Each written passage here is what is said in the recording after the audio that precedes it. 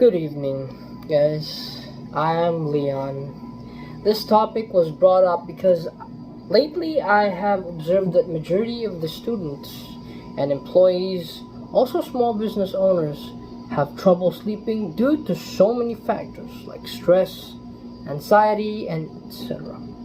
Although it is a given that everyone has their own different circumstances, I would like to point out that no matter how hard you work, always remember that the greatest asset you have in this life is you, and that has got to last you a lifetime. So, whether we want to admit it or not, you do realize if you get sick or worse, hospitalized because of the lack of rest, that the people around you who will suffer the most. You can't deny the fact that your body needs rest. So, the worst case scenario, your friends, people close around you, parents, relatives, they're the ones who will suffer the most. So, stay put, my friend. I'm going to give to you 3 things that help me sleep at night. Stick around. Number 1, avoid caffeine during night. Okay? If you've ever tried drinking coffee late at night, you may have found yourself tossing and turning as the hours tick by. That's because the caffeine in coffee can affect some of the chemical compounds in your body, namely adenosine and melatonin, that make you sleepy and interfering with your night rest. This doesn't necessarily mean that you have to cut out coffee completely. You should just be strategic about what time of the day you drink it. Now, how does caffeine affect sleep, you ask? As you go through your day, your body uses a molecule called adenosine triphosphate, or ATP, for energy. And as each ATP molecule is used by a cell, it is broken down into smaller molecules and then get recycled in different ways. According to Raj Dasgupta, what's left is adenosine. It builds up and it makes you sleepy. And how does caffeine work? Well, it inhibits adenosine. As Dasgupta explained to GoodRx Health, as the day progresses, the increasing levels of adenosine in your body naturally make you feel more tired. That's unless you drink caffeine, which blocks adenosine effects and make you more alert. Research has also shown that caffeine may decrease melatonin production, especially when consumed too close to bedtime. This effect theoretically delays the onset of sleepiness by disrupting your circadian rhythm, your body's internal clock. Your circadian rhythm, if I'm reading it right, is controlled by both external factors, like sunlight and darkness, and internal factors, like melatonin adenosine levels, and by interfering with internal factors. Caffeine may make it harder for you to fall asleep and stay asleep. Now, make sure you get to click what's below. These are the references I have. So, disclaimer, I am not a professional, a health professional, so do your own research. The second one is take moderate exercises. Okay? Regular exercise is indeed not only crucial for your health, but also for your sleep. Now, according to Charlene Gamaldo, MD, Medical Director of Johns Hopkins Center of Sleep at Howard County General Hospital, we have solid evidence that exercise does in fact help you fall asleep more quickly and improves sleep quality. Now, the timing of exercise may matter. Okay? Some people may find that exercising close to bedtime seems to keep them up at night, says Gamaldo. How does working out affect the mind, you ask? Well, aerobic exercises causes the body to release endorphins, or am I reading it? Endorphins. These chemicals can create a level of activity in the brain that keeps some people awake. These individuals should exercise at least 1 to 2 hours before going to bed, giving endorphin levels time to wash out and the brain time to wind down.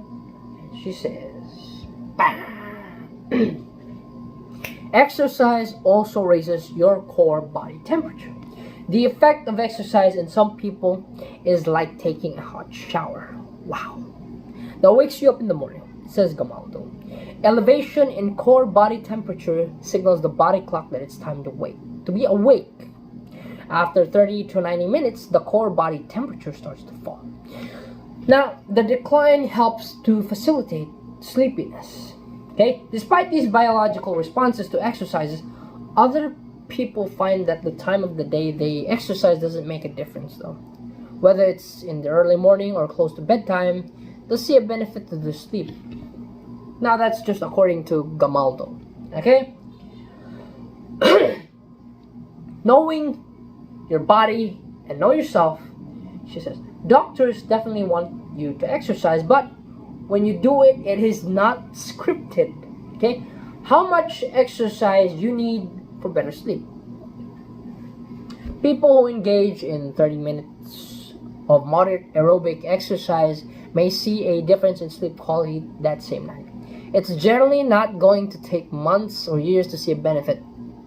And patients don't need to feel like they have to train for the Boston Marathon to become a better sleeper.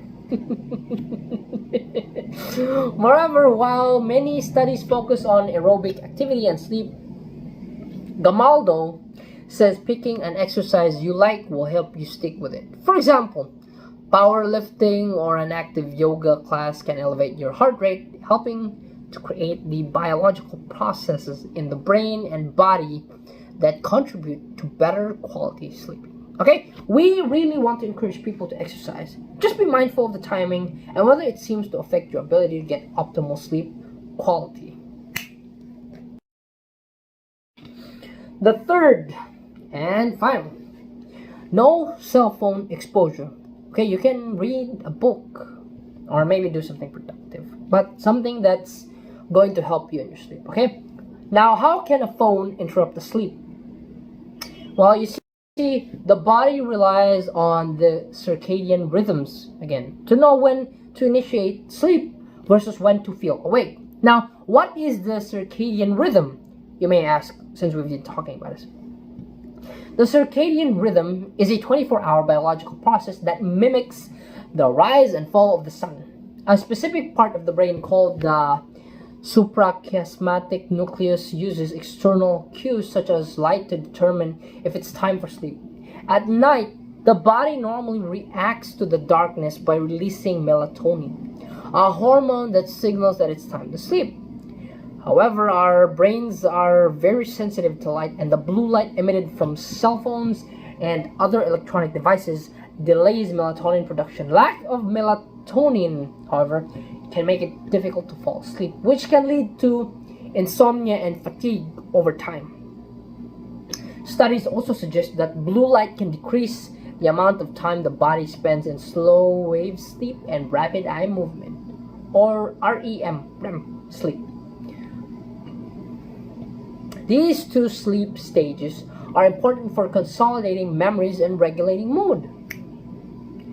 Are you guys that moody? Now, what are some tips for avoiding screen time before bed, you ask? Avoiding screens before bed can help children and adults fall asleep faster and get deeper sleep. Some ways to build a technology-free bedtime routine that promotes rest include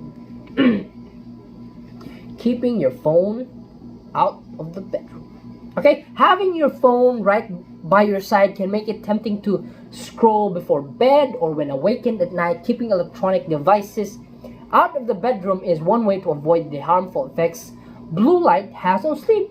The second is using an alarm clock. Now, many people rely on their phones to set an alarm for the morning. However, this can also lead to habitual nighttime scrolling. Consider investing in an alarm clock instead. But that's if you have the means. So don't feel pressured, guys. The third is partaking in a soothing activity. Okay, reading a book, maybe drinking tea or a warm bath are ways to wind down without electrical devices. You see, relaxing before bed without screens can help prepare your body and mind for rest. Okay?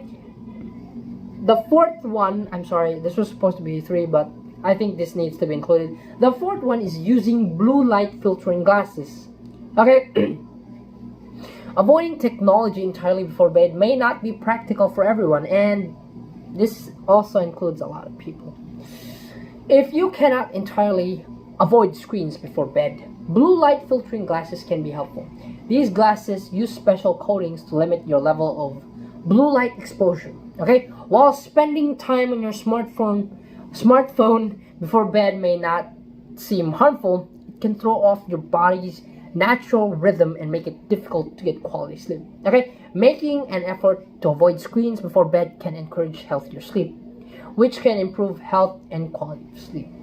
Okay, since you guys have made it to the end of this video, I just want to say you're awesome. You guys are making or are clearly finding ways to sleep better. Okay? Do take note, I am not a professional health advisor. I'm just a random person on the internet who's sharing what he's actually learned along the way. And if you want to actually know where I get this from, I'll be including a link in the description, the references of where I get all this. So tell me in the comment section if you guys find this video helpful, and I'll see you on the next one.